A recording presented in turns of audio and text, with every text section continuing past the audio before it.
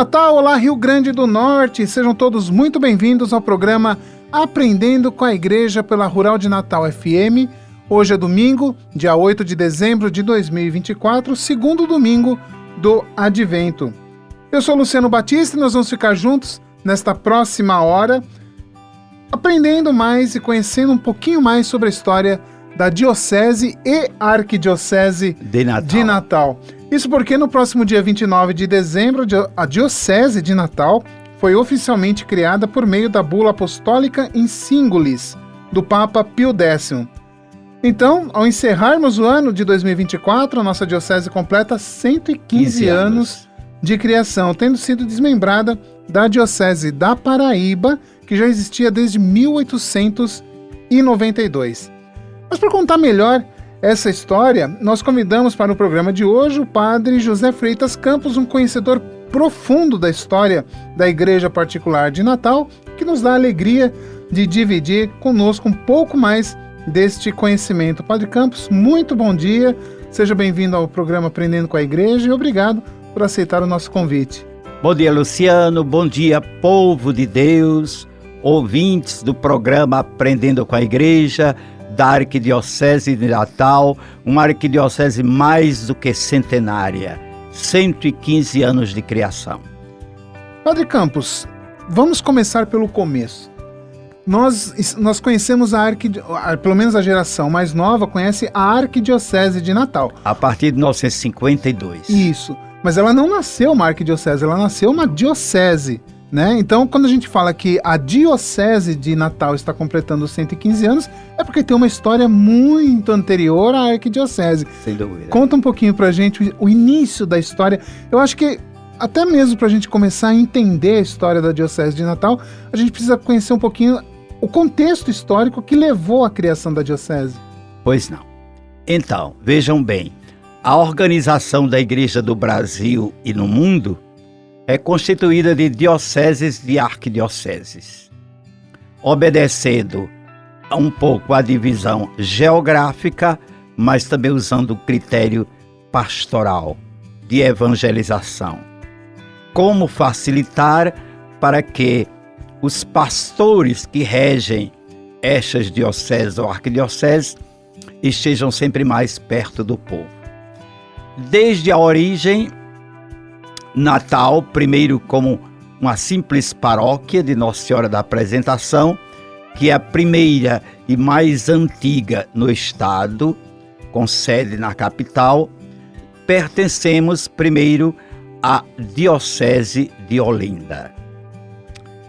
Num segundo momento, desde a criação da Diocese da Paraíba, no século XIX, passamos a pertencer à Diocese da Paraíba.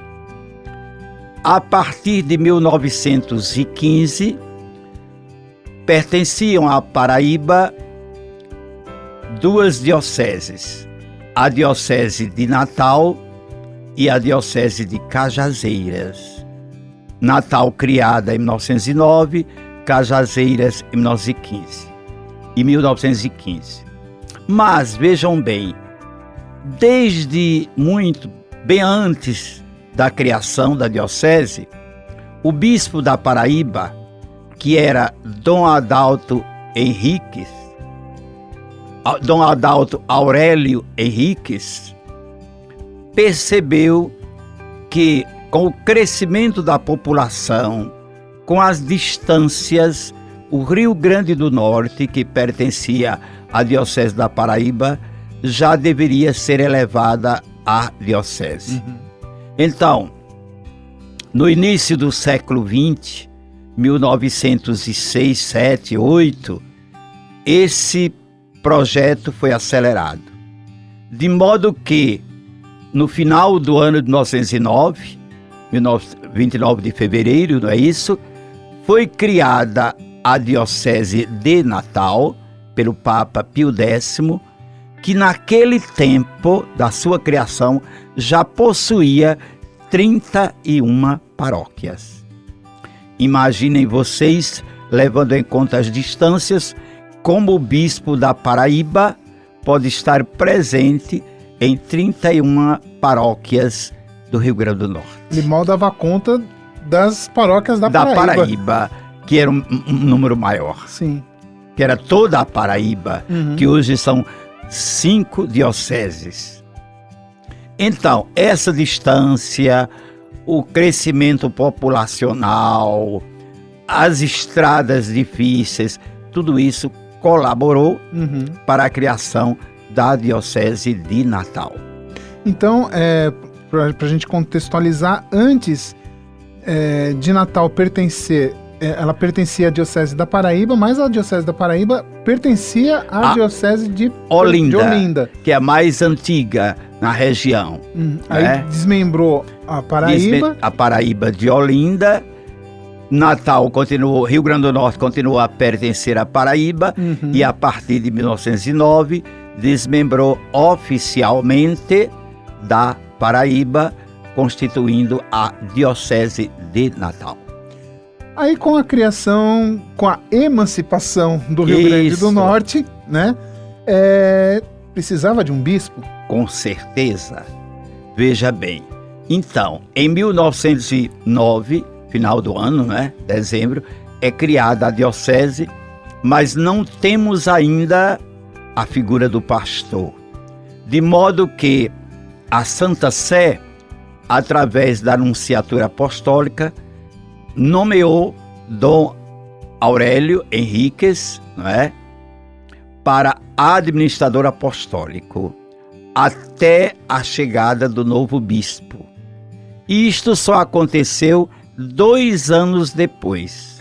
Em 1911, é que o Vaticano nomeia o primeiro bispo de Natal, na pessoa de Dom Joaquim Antônio de Almeida, que era um norte rio-grandense de Goianinha.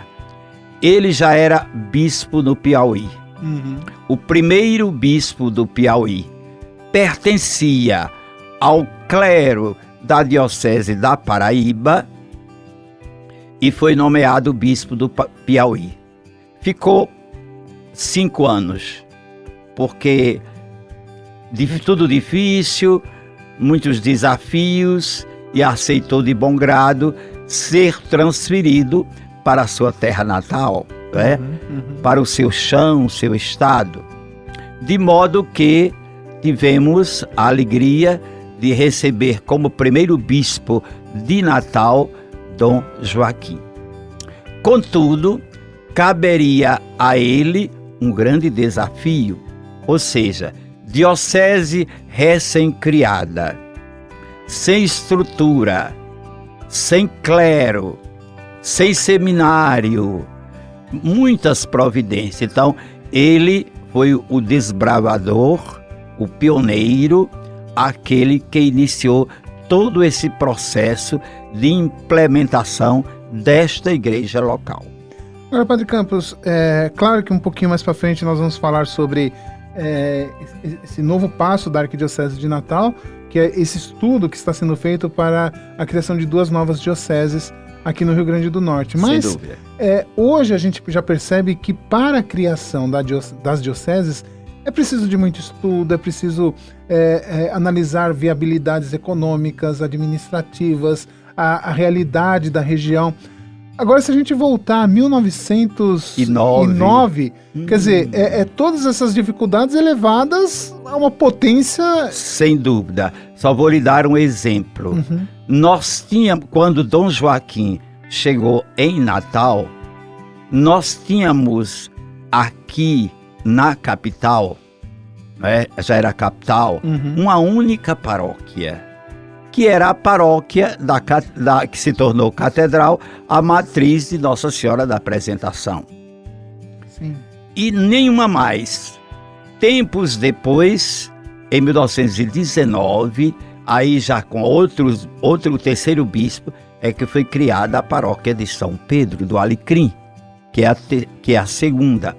A terceira, somente em 1932, que foi a paróquia do Bom Jesus das Dores, na Ribeira. E a quarta paróquia em Natal, claro, no interior já existiam. em 1949, que foi São Sebastião do Alecrim. Ou seja, é um desafio muito grande para um bispo assumir uma diocese nova, sem paróquia, sem clero, como o senhor mesmo disse, e até mesmo sem a perspectiva da criação do estudo de seminaristas para a formação de padres e a criação de paróquias. Ou seja, para se chegar ao que é hoje a arquidiocese, foi muito difícil. Muito. Veja bem, um outro desafio. Ora, diocese é sinônimo de seminário. Sem seminário nós não vamos ter vocações. Sem vocações não vamos ter padres. E aí, como fazer? Já havia aqui no centro da cidade o convento Santo Antônio dos Frades Capuchinhos, com um pequeno anexo que fez Dom Joaquim. Criou um colégio Santo Antônio, que ao mesmo tempo funcionava provisoriamente um seminário. Então, havia alunos externos e havia alunos internos, que eram os seminaristas. Isto para poder manter, não é, a estrutura de seminário, sem a qual não poderia haver. Mas poucos padres para assumir todo esse trabalho, esse projeto de formação. Então, o primeiro ato de Dom Joaquim foi convocar padres missionários da Sagrada Família que pudessem assumir alguma coisa em nível de diocese. Então, eles assumiram São Pedro do Alecrim, que não era paróquia, foi depois, e assumiram Bom Jesus das Dores. Certo. Como nós estávamos num tempo em que na Europa havia um grande número de sacerdotes, então nós não tivemos dificuldade em receber padres alemães e poloneses que por muito tempo, permanecendo em Natal, ajudaram no processo de evangelização, de catequização do povo de Deus. Porque, na realidade, contávamos com pouquíssimos padres diocesanos. Agora, padre, a gente já está falando da criação da diocese. O senhor comentou que aqui em Natal tinha apenas a paróquia que hoje é a antiga catedral. Isso, Nossa Senhora da e Apresentação. nenhuma mais. Sim, mas já existia a devoção à Nossa Senhora da Apresentação? Sim, sem dúvida, porque a devoção é bem anterior. Sim.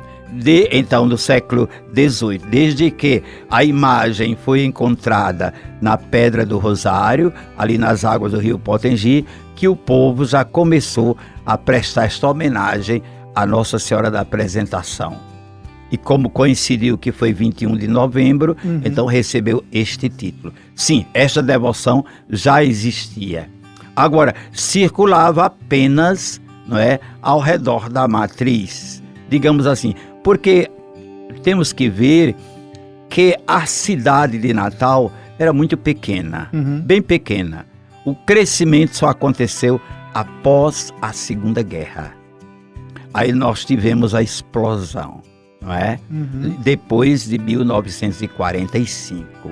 Aí Natal teve um crescimento vertiginoso. Porém, antes era uma pequena cidade isolada, sem muito progresso. Perfeito. Agora, padre, a gente comentou, né, da chegada, da eleição do nosso primeiro bispo, Dom Joaquim. Dom Joaquim, depois vieram os outros bispos. Qual foi o cenário que eles encontraram a partir de suas posses? Pois é, nós diríamos o seguinte, que esta primeira fase, vamos considerar a primeira fase, os historiadores vão de concordar, vamos considerar a primeira fase de 1909, na criação, até 1929. 20 com a anos. chegada de 20 anos, com a chegada de Dom Marcolino, depois eu explico um pouco. Então, nestes 20 anos, nós tivemos um crescimento muito lento da Igreja de Natal. Uma das motivações é que o fato de ser uma diocese pequena e isolada, os bispos que por aqui estiveram passaram pouco tempo. Foi uma permanência muito breve, meteórica até. Veja bem, então, o primeiro bispo do qual já falamos, Dom Joaquim, só esteve à frente da diocese apenas 5 anos. Porque depois, em 1915, já adoeceu, teve um AVC, né? E aí não teve condições mais de continuar regendo, governando a diocese, se afastou. Naquele tempo não tinha o título de bispo emérito. E aí, o segundo para vir para Natal, a igreja foi buscá-lo em Sergipe, em Propriá. Era Dom Antônio dos Santos Cabral, sergipano de Propriá. Porém, não chegou logo, porque resistiu que pôde, não queria ser bispo, não queria vir, e isto durou mais de 1 ano, quase 2 anos, de modo que Dom Adalto voltou a ser administrador apostólico de Natal, mesmo como bispo da Paraíba, até a chegada do segundo bispo. Ou seja, Dom Adalto quis criar a diocese do Rio Grande do Norte, mas ele não conseguiu. Por 2 vezes... Por 2 vezes teve que vir regê-la, mesmo à distância, considerando que hoje é tão próximo, mas você imagine naquele tempo as condições de estradas, de transporte, de tudo. Então, teve que vir para cá, e aqui nomeava padres que o substituísse para agilizar, não é, determinados problemas que aconteciam. Mas então, chega aqui o segundo bispo. Este demora bem menos. Permaneceu aqui apenas 3 anos e ordenou apenas 3 sacerdotes. Na média de 1 ano, né, um sacerdote por ano. Isto porque foi criada a diocese de Belo Horizonte, foi transferido para lá, e foi lá que ele se tornou o primeiro arcebispo de Belo Horizonte. Aqui demorou pouquíssimo tempo. Ele era, quando ele foi nomeado para cá, ele ainda era sacerdote. Sacerdote, trabalhava na igreja matriz de Propriá, que hoje é sede diocese. E não queria vir, resistiu quanto pôde, e com essa demora, a diocese ficou na espera, né? Na expectativa. Certo. Padre Campos, a gente precisa fazer um pequeno intervalo rapidinho aqui no Aprendendo com a Igreja, que volta daqui a pouquinho com o segundo bloco, para falar um pouquinho mais sobre os 119 anos da criação da Diocese de Natal. Fica aí que a gente volta já.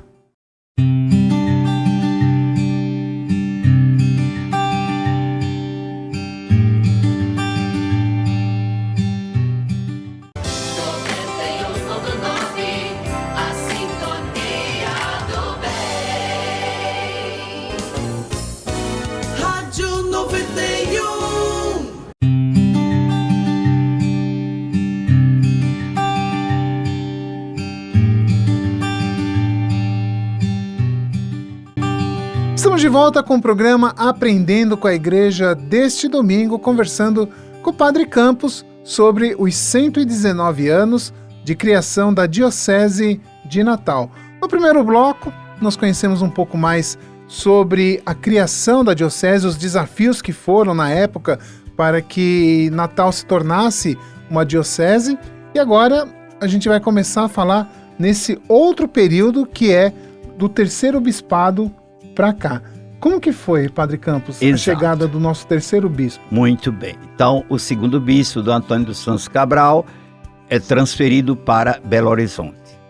Aí, Natal vai continuar na expectativa. Vacante novamente. Vacante pela terceira vez em 20 anos, na espera de um novo pastor. Então, a Santa Sé foi buscá-lo em Pernambuco, na cidade de Palmares. É este do qual escrevi o livro. Dom José Pereira Alves. Deixa eu mostrar o livro aqui. Isto. Ótimo. Então, é uma grande figura, mas também não permaneceu muito tempo. Apesar de ser muito bem aceito, era um intelectual, pertenceu ao Instituto Histórico e Geográfico do Rio Grande do Norte, um orador de mão cheia, que cativava o povo pela oratória.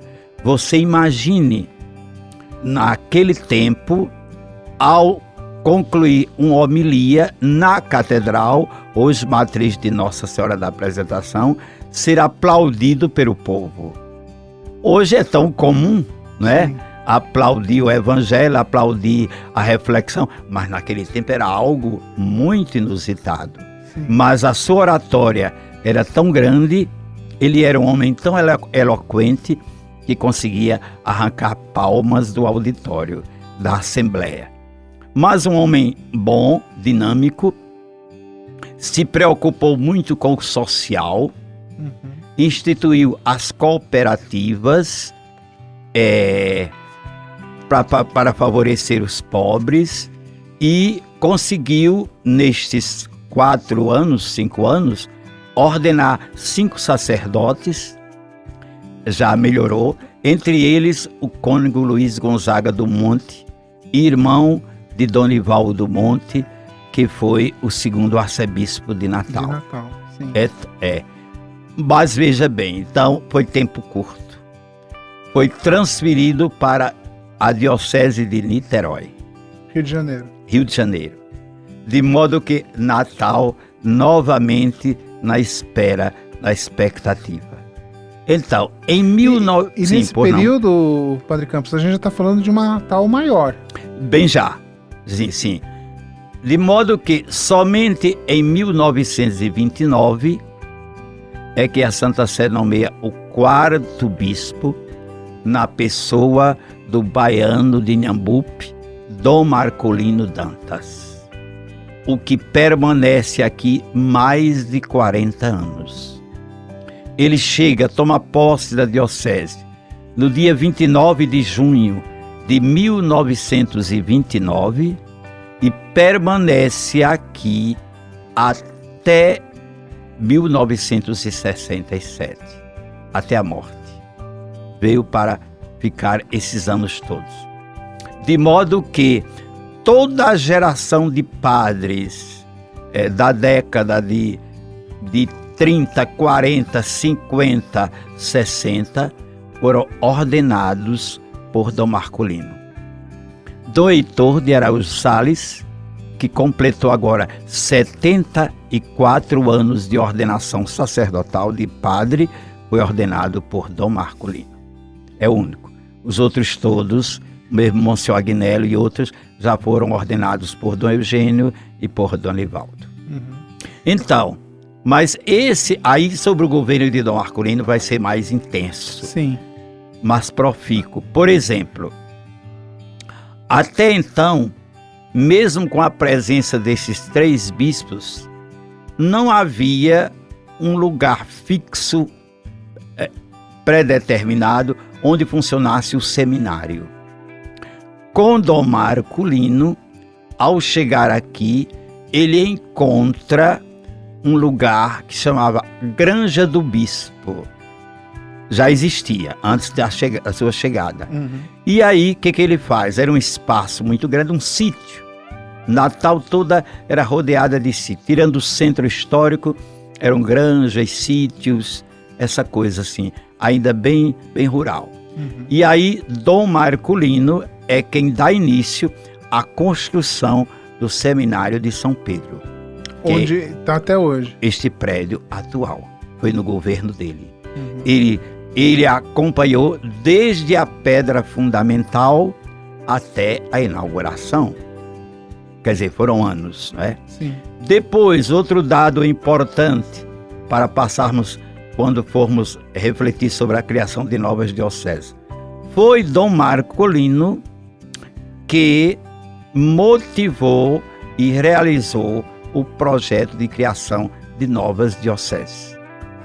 Ao chegar aqui, ele percebeu que o Estado havia crescido muito, né? Era uma grande e extensa população, mais de 40, quase 50 paróquias. Então, em 1934, foi criada a primeira diocese, Santa Luzia de Mossoró. Então ele se empenhou muito, com grupos, comissões, autoridades, clero, motivando a criação desta primeira diocese. 5 anos depois, em 1939, ele motivou a criação da diocese de Santana de Caicó. De modo que, no seu governo, foram marcas muito importantes, né?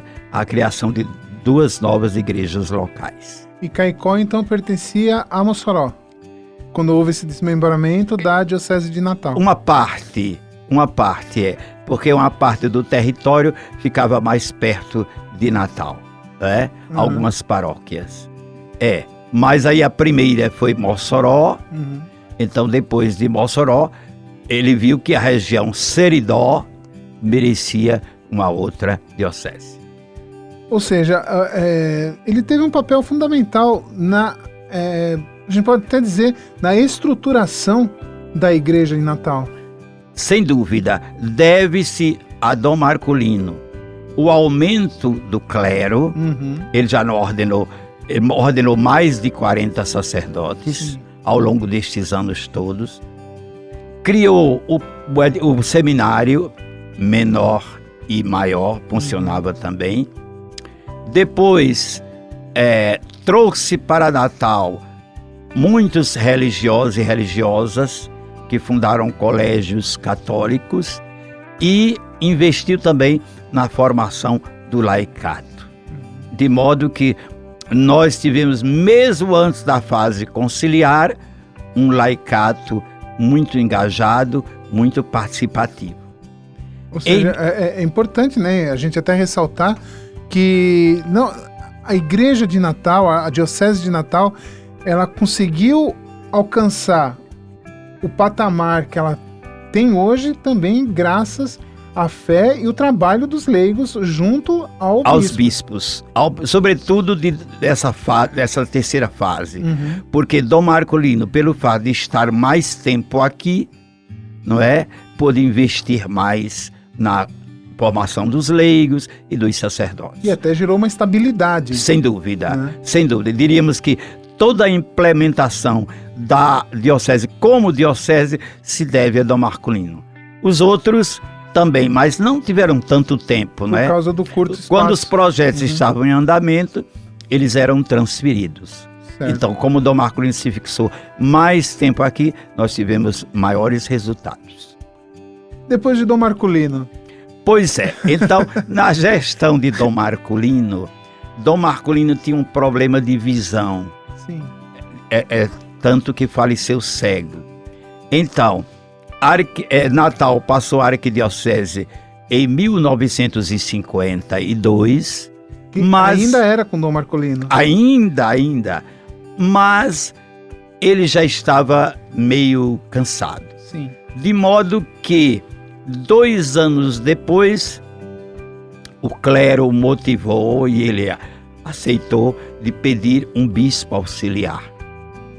E aí, o bispo auxiliar, para a felicidade nossa, foi escolhido do clero de Natal, Dom Eugênio de Araújo Sales, que permaneceu por 10 anos, de 1954 até 1964. E Dom Marculino reinando ainda. Só que, em 1962, antes de iniciar o Concílio Vaticano II, sim, Dom Marculino não tinha mais condições de governar.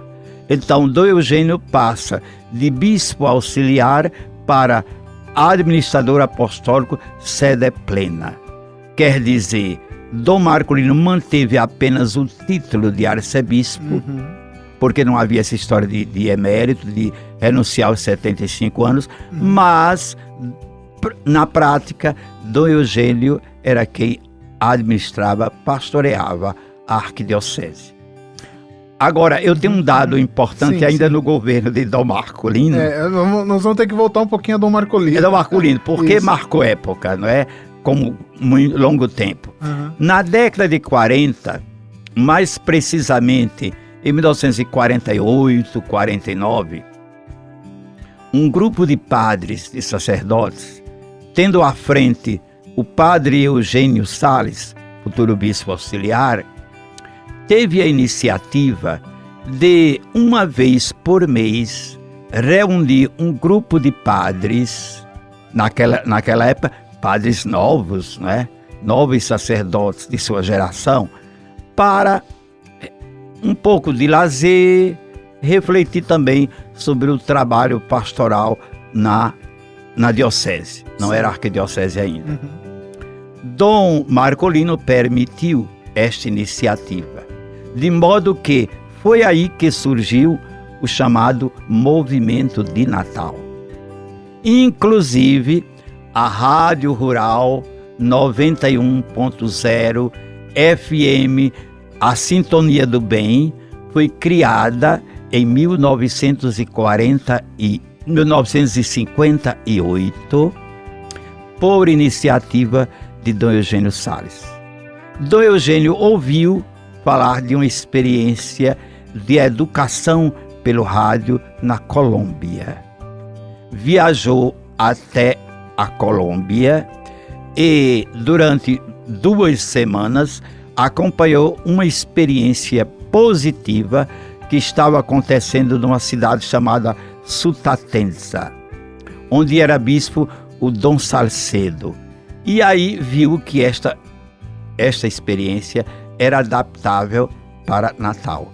E aí inaugurou a rádio, e aqui tivemos um trabalho pioneiro de educação, alfabetização através do rádio. Aí depois vieram outros programas, de modo que a Rádio Rural foi foi fruto do movimento de Natal. Bem como, por exemplo, eu vou dar outro exemplo, a Rádio Rural, outro a Campanha da Fraternidade.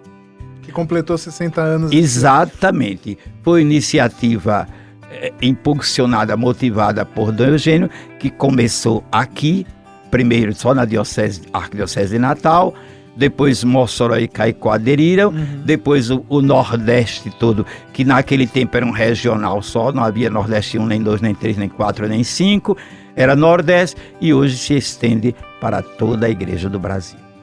Padre Campos, a gente precisa realmente voltar um pouquinho na história, porque é nesse período que a diocese deixa de ser diocese e é elevada à arquidiocese. Em 1952. 1952. Como que se deu esse processo de elevação de diocese para a arquidiocese? Dom Marcolino deve ter feito um trabalho excepcional. Muito. Veja bem. Uma vez criadas porque uma diocese só pode ser arquidiocese quando tem 2 dioceses sufragâneas, territorialmente falando. Então, uma vez criada a diocese de Mossoró, 1934, uma vez criada a diocese de Caicó, 1939, e aí caberia motivar Paraíba para que tivesse uma outra diocese, porque aí a Paraíba passaria a arquidiocese e Natal também. Então, em 1949, foi criada a diocese de Campina Grande. Eu falei que só existia Cajazeiras. Né? Com Cajazeiras e Campina Grande, foi criada a Arquidiocese da Paraíba.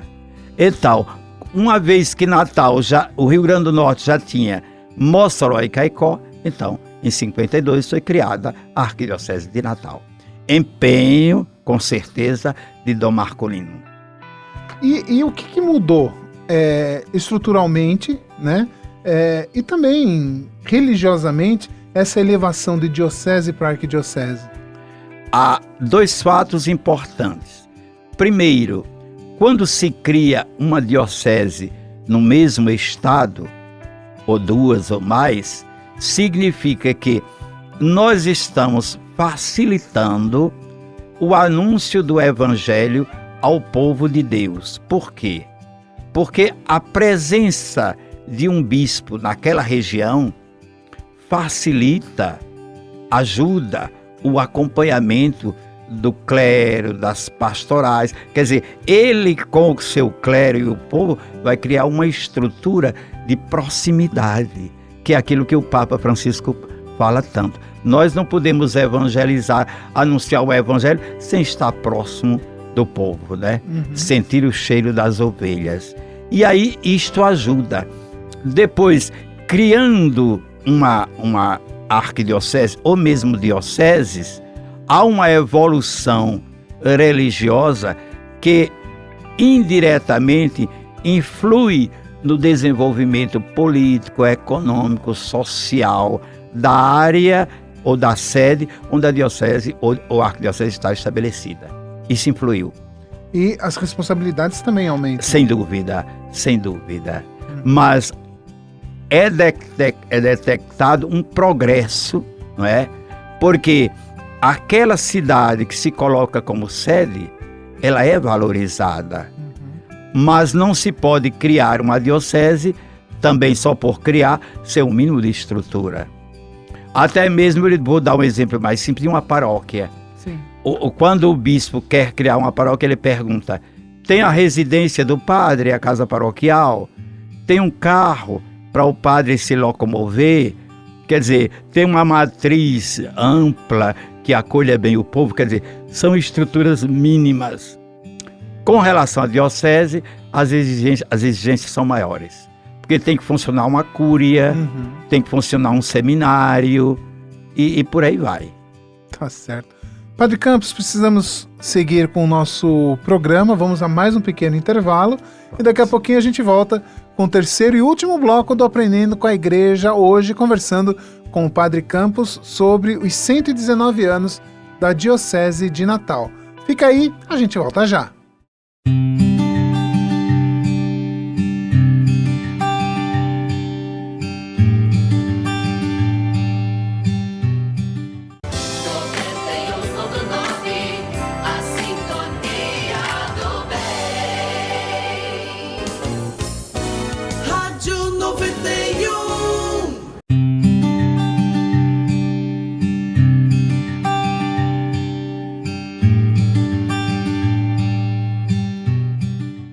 Estamos de volta com o programa Aprendendo com a Igreja deste domingo, dia 8 de dezembro de 2024, conversando com o Padre Campos sobre os 119 anos da Diocese de Natal. A Diocese de Natal, que foi até 1952, de 1952 para frente, ela se tornou Arquidiocese de Natal, como o Padre Campos explicou no finalzinho do último bloco. Padre Campos, a gente já está chegando nessa fase mais recente da Arquidiocese de Natal, que a gente pode até dizer que é a fase atual da Arquidiocese. E começa justamente com um período bem conturbado da nossa história, que pega justamente aquela parte da ditadura militar. Como que foi esse período dentro da Arquidiocese de Natal? Muito bem. Nós temos dois grandes acontecimentos aí. Você já assinalou um, não é? A Revolução de 64, e nós assinalaríamos na parte da Igreja o encerramento do Concílio Vaticano II. O concílio começou em 1962 e foi concluído no dia 8 de dezembro de 1965. Nós estamos comemorando no próximo ano 60 anos de encerramento, de conclusão do concílio. Veja bem, então Dom Eugênio, que era o administrador apostólico de Dom Marcolino, não era ainda o arcebispo, foi transferido no ponto alto da Revolução, ou seja, em julho de 1964. Mas ainda como administrador apostólico, se deparou com alguns problemas, não é? Conflitos, tensões entre a igreja e Estado. Eu diria, vou dar um exemplo. Uhum. Quando eu era seminarista menor, aqui no seminário de São Pedro, quando tivemos no primeiro semestre de 64, a greve da Polícia Militar do Estado. E havia um capelão da Polícia Militar chamado Padre Manuel Barbosa. Com a prisão das lideranças, ele também foi preso. Não é? Claro, se supunha logo que ele estava à frente, que era um dos líderes. Então, o administrador apostólico, que era Dom Eugênio, se posicionou firme, foi ao quartel falar com o comandante e dizer: eu exijo a liberdade, a libertação do padre Manuel Barbosa, porque, de acordo com o direito canônico da igreja, ele é submisso às nossas leis e não a de vocês. E, de fato, ele foi solto. Quer dizer, foi uma atitude muito firme, né? Heróica e corajosa. Corajosa. Como administrador apostólico de Natal, este padre deve obediência a mim e não a vocês. Então, eu exijo a soltura deste sacerdote. Porque ele corria o risco, inclusive, de ele também ser preso. Claro. O tempo não era para isso, né? Uhum. Mas ele foi firme, né? Mas aí, em 64, no auge, ele foi transferido para Salvador como administrador apostólico sede plena de Salvador. Uhum. Natal ficou vacante. Não muito tempo, porque, veja bem, Dom Eugênio já estava de olho em Donivaldo Monte, que era bispo auxiliar de Aracaju. Uhum. E achava que era o candidato ideal para cá, inclusive para dar continuidade aos trabalhos do movimento de Natal que ele havia iniciado e da aplicação das decisões do concílio.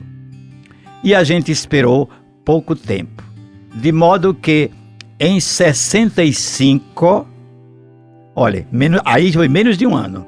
Uhum. Em 65, Donivaldo estava aqui, não como arcebispo, porque Dom Marcolino, apesar de não governar, ainda mantinha o título. Naquele tempo não renunciava. E aí Donivaldo tomou posse em setembro de 65 e só assumiu como segundo arcebispo de Natal, substituindo Dom Marcolino, que foi o primeiro, em 1967. 2 anos depois. 2 anos depois, uma vez que Dom Marcolino havia morrido. Sim. Então, mas aí Dom Marcolino, em se tratando da Revolução, Donivaldo ainda teve muitos conflitos. Muitos conflitos, não é? Eu fico imaginando, porque era o conflito militar, ao mesmo tempo tinha as novas instruções da igreja, a aplicação do Concílio Vaticano II. Ou seja, é muita coisa para administrar. Muita coisa, muitos padres, foi a época que os padres mais desistiram do ministério, não é? Sim. Quer dizer, não, após as reformas, as mudanças provocadas pelo concílio, que foram muitas, Sim. não é? Eles não encontravam a sua identidade, aí desistiam. Foi uma época difícil. Então, crise de vocações. Basta dizer que no período de Donivaldo, o nosso seminário de São Pedro permaneceu fechado por 10 anos. Nossa. Ele mesmo teve que fechar, porque um prédio imenso, não tinha vocações, 4 ou 5, e ele mesmo depois reabriu numa outra realidade, num outro contexto. Mas aí vamos passar para o seguinte, não é? Vamos em frente. Porque senão Aí então Dom Marcolino, Donivaldo renunciou antes de completar os 75. Naquele tempo já havia lei. Aos 75 entregaria o governo arquidiocesano. Que também é fruto do concílio? Fruto foi amadurecida e após o concílio foi aplicada a lei para toda a igreja. Aí agora era lei. Chegou a 75 entrega. Muito bem, Donivaldo não esperou completar, renunciou. E aí veio para nós Dom Alair Vilar, que era também daqui de Natal, não é? e era bispo em Amargosa, na Bahia. E aí Dom Alaí teve 2 grandes méritos no seu governo. Primeiro, inaugurou a catedral, que era trabalho do bispo auxiliar. Esqueci de dizer que com Dom Nivaldo não permaneceu sozinho. Em 1972, ele pediu um bispo auxiliar, na pessoa de Dom Antônio Soares Costa, que ficou aqui 22 anos, depois foi transferido para Caruaru, Pernambuco. Muito bem, aí Dom Alaí inaugura a catedral e dá o chute inicial do processo de beatificação e canonização dos mártires de Cunhaú e Uruaçu. Como chegou aqui com 70, quase 73 anos, ficou ainda um pouco mais, ficou 5 anos. Sim. Pronto. Para substituí-lo, veio exatamente Dom Heitor de Araújo Salles, que estava há 10 anos em Caicó, né? Então, com Dom Heitor, foram consolidados vários projetos, inclusive um muito importante que a gente mantém hoje, a implementação do dízimo em todas as paróquias da arquidiocese. O que tínhamos antes era uma coisa assim, pequena, espontânea, uma paróquia fazia, outra não, e aí passamos a ter como lei, né, como norma, para todas as paróquias o dízimo paroquial, com Dom Heitor. E foi exatamente com Dom Heitor que tivemos a beatificação dos mártires de Cunhaú e Uruaçu. Bom, pronto, então passa Dom Heitor, aos 75, faz a carta renúncia. Vem Dom Matias, que estava bispo de Cajazeiras, na Paraíba, não é? E Dom Matias ficou 8 anos, né? Um período muito bom. E aí foi com Dom Matias que nós celebramos o centenário da Diocese de Natal, com santas missões populares e muito movimento. Depois de Dom Matias, aí vem Dom Jaime, que ficou o último período, a última fase, 11 anos, né? Então deu continuidade a todos esses trabalhos e agora estamos na fase de Dom João Santos Cardoso, já celebrou 1 ano de presença e de ministério episcopal aqui entre nós. Agora, Padre Campos, é claro que o tempo é curto, né, para a gente contar 119 anos de história, mas também a gente consegue relembrar alguns outros momentos que foram extremamente importantes para a história, não só da Arquidiocese de Natal, como para a história da Igreja no Brasil, como, por exemplo, a realização do 12º Congresso Eucarístico, que teve a presença do Exatamente, Papa, né? No governo de Dom Alaí, né? Que foi um fato inédito, único, né? O Papa vir encerrar o Congresso Eucarístico Nacional. Que hoje, São João Paulo II, né? Que a gente teve a honra de acolhê-lo aqui. Do qual participei e fui o autor do hino do 12º Congresso Eucarístico. É impossível esquecer, né? Foi no governo de Dom Alaí, né? De Dom Alaí. Já estava em caminho, foi aprovado pela Conferência dos Bispos, CNBB, e tivemos que realizar este grande evento que marcou realmente a história da Igreja de Natal. Agora, o Padre Campos, né? O Padre Campos, que conhece profundamente a história da Diocese de Natal, depois a Arquidiocese. Qual foi o fato que mais marcou, que mais chama a atenção do senhor? De todos esses, são fatos, eu diria fatos. Mas, por exemplo, a retomada do prédio do Seminário de São Pedro, depois do seu fechamento, foi algo muito importante. Porque uma vez fechado, ele estava alugado, não é? Funcionou, inclusive, a repartição do INSS. E aí, quando a retomada do prédio do seminário, ressurge a esperança. vamos voltar a funcionar o Casarão do Tirol, vamos ter seminaristas e vamos ter vocações. Porque as vocações dispersas não existem. Elas têm que estar concentradas em algum lugar. Agora, o outro fato, você lembrou bem, não podíamos deixar de ler o Congresso Eucarístico, e eu acrescentaria o terceiro, a canonização dos mártires de Cunhaú e Uruaçu, que foram acontecimentos que realmente atingem toda a arquidiocese. Agora, Padre Campos, a gente está acompanhando aí uma nova fase, né, com a chegada de Dom João Santos Cardoso há pouco mais de um ano, esse grande projeto que é justamente a criação de 2 novas dioceses. Os estudos estão acontecendo, consequentemente novos padres, né, porque vai precisar. Claro, né? claro. Qual que é a perspectiva que o senhor tem para os próximos anos na Arquidiocese de Natal, vendo toda essa movimentação, toda essa mudança, e até pegando como base o que já aconteceu nos anos anteriores? Pois é, eu tenho as melhores perspectivas, porque vamos falar do tema muito atual, a criação das novas dioceses, não é? Uhum. Em Açu e em Santa Cruz. Faço parte da comissão, fizemos um bom trabalho, estamos fazendo desde junho deste ano, não é? Quando Dom João instalou em Santa Cruz a comissão, não é?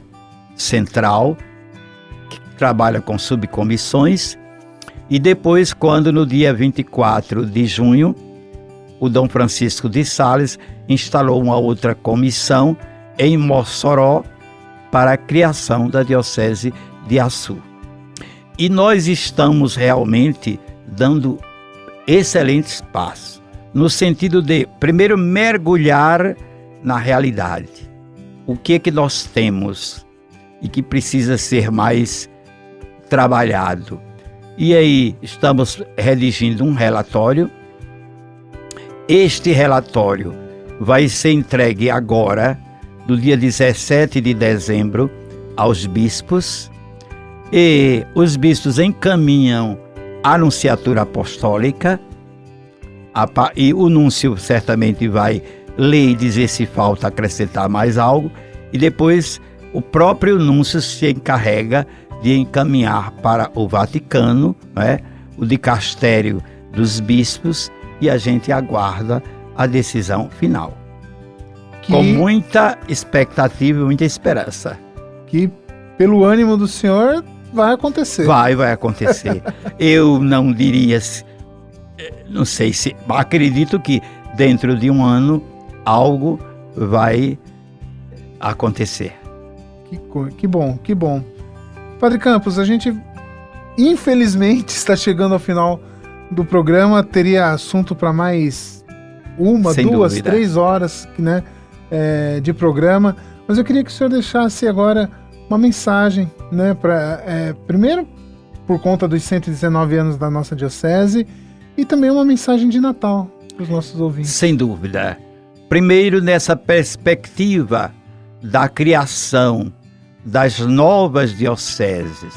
A diocese de Açu, no Vale do Açu, e a diocese de Santa Cruz, na região Trairi, eu diria que são 2 símbolos de esperança, de espera, de expectativa para o nosso povo.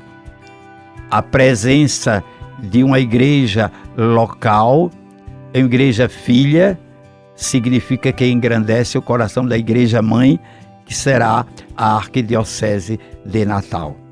E vamos caminhar realmente nesta espera, com nossa oração, nosso apoio, nossa adesão.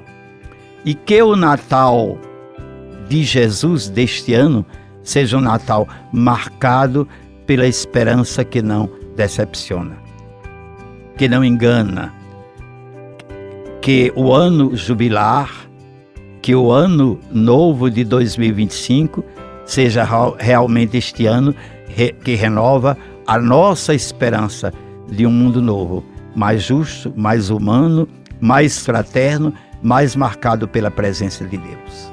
E como peregrinos da esperança. Sem dúvida. Padre Campos, muitíssimo obrigado pela sua presença. Sempre que o senhor vem aqui no programa, é uma experiência enriquecedora conhecer mais sobre a história da nossa arquidiocese, as histórias, o senhor compartilhar conosco o seu conhecimento. Muito obrigado, que Deus abençoe muito o senhor, e a gente deseja um excelente Natal e um ano de 2025 muito bom para o senhor. Para você, para os que fazem a Rádio Rural 91 FM e para todos nós que somos o povo de Deus espalhados nesta arquidiocese. Muito bem. E agora esse recadinho é para você, que nós já estamos na contagem regressiva para o ano novo. A partir do dia 1º de janeiro, a programação da Rural de Natal FM será 100% dedicada à evangelização. E você pode ser um patrocinador dessa missão entrando para o Clube do Ouvinte da 91.9 FM. Para se cadastrar, é só enviar os seus dados com nome, endereço completo e CPF para o nosso WhatsApp, o 84 99194 5772. Repetindo, 84 99194 5772. Nós contamos com você para levar a palavra de Deus ainda mais longe. Em 2025, rádio tem nome: Rural de Natal FM, a rádio da família. O programa Aprendendo com a Igreja deste domingo, segundo domingo do Advento, vai ficando por aqui. Você continua ligado conosco, porque daqui a pouquinho começa a transmissão da Santa Missa direto da Catedral Metropolitana de Natal. Tenham todos um excelente domingo e a gente se encontra no próximo Aprendendo com a Igreja. Até lá!